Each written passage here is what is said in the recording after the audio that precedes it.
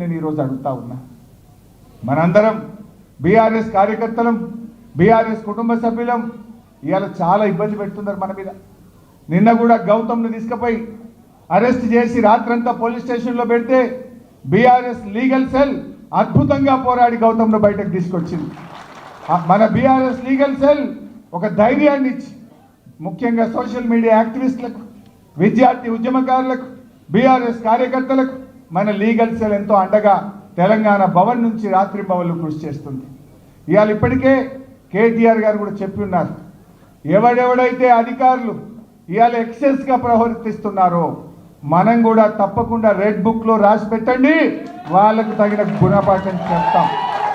అనవసరంగా అన్యాయంగా మా బీఆర్ఎస్ కార్యకర్తల్ని వేధించిన, అక్రమ కేసులు పెట్టిన దానికి తగిన మూల్యం చెల్లించుకోక తప్పదు. కొందరు అధికారులు అత్యుత్సాహం ప్రదర్శిస్తున్నారు, అతిగా ఉన్నాయి లేని పెట్టి కేసులు పెట్టి ఇవాళ ప్రభుత్వంతో మమ్మల్ని ఇబ్బంది పెట్టే ప్రయత్నం చేస్తున్నారు. తెలుసు మాకు ఏ అధికారి ఎక్సెస్ చేస్తుండో, ఎవరెవరు ఏం చేస్తున్నారో అన్నీ తెలుసు మాకు, అన్నీ కూడా గమనిస్తున్నాం జాగ్రత్తగా. బిడ్డ జాగ్రత్తగా ఉండాలని చెప్పి నేను ఆ అధికారులందరినీ కూడా హెచ్చరిస్తూ ఉన్నా.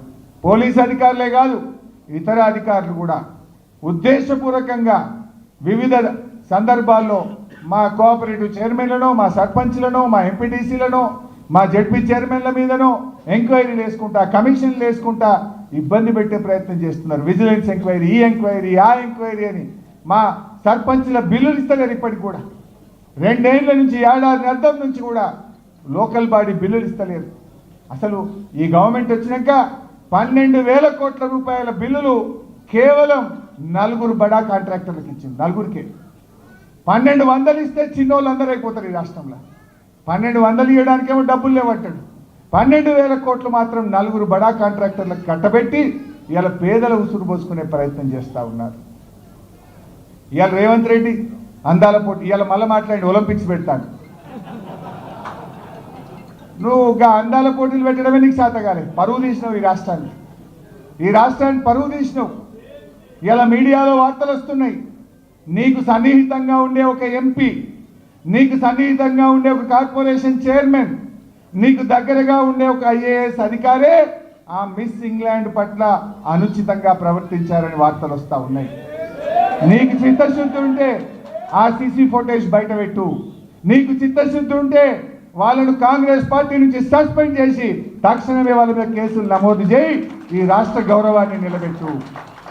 కేసీఆర్ తెలంగాణ గౌరవాన్ని ప్రపంచ పటంలో నిలబెడితే నువ్వు ఈ తెలంగాణ గౌరవాన్ని ప్రపంచం ముందు తల దించుకునే విధంగా చేసినావు. ఇవాళ తల వంపులు తెచ్చినావు ఈ రాష్ట్రానికి. ఇంకేంటంటే ఒలింపిక్ గేమ్స్ పెడతా అంటాడు. ఏం మాట్లాడుతున్నావు నువ్వు? ఇవాళ ఇప్పటికైనా సోయి తెచ్చుకో. మాకేమీ నిన్న కేసీఆర్ గారు చాలా స్పష్టంగా చెప్పింది వరంగల్లో, నిన్నేదో అర్జెంటుగా దించాలనో మేమేదో గద్దెనెక్కాలనే ఆలోచనలో లేము అని కొండ బద్దలు కొట్టినంత స్పష్టంగా కేసీఆర్ గారు చెప్పారు. ఇంకా 3 ఏళ్ళు టైం ఉంది, ఇప్పటికైనా మారు, కమిషన్లు బంద్ చేయి, ప్రజలకు అందుబాటులో ఉండు. ఈ పుణ్యాకుడు సెక్రటరీ పోతలేడు, అయితే ఆ జూబ్లీ హిల్స్ ప్యాలెస్లో కూర్చుంటుండు, లేకపోతే ఈ పోలీస్ కమాండ్ కంట్రోల్ రూమ్లో కూర్చుంటుండు. సెక్రటరీకి ఎందుకు పోతలేవు? పక్కన అంబేద్కర్ చూడడానికి నీకు ఇబ్బంది అవుతుందా? అంబేద్కర్ పేరు మీద సెక్రటరీ పెట్టినందుకు నీకు ఇబ్బంది అవుతుందా? ఎందుకు పోతలేవు సెక్రటరీకి అని నేను అడుగుతా ఉన్నా. ఇవాళ నువ్వు కేసీఆర్ ఆనవాళ్ళు తీసేస్తా అంటే ఏం తీసినావు నువ్వు? ఇలా ప్రపంచ అందాల పోటీలు నిర్వహిస్తే ఏం చూపించినావు వాళ్ళకు?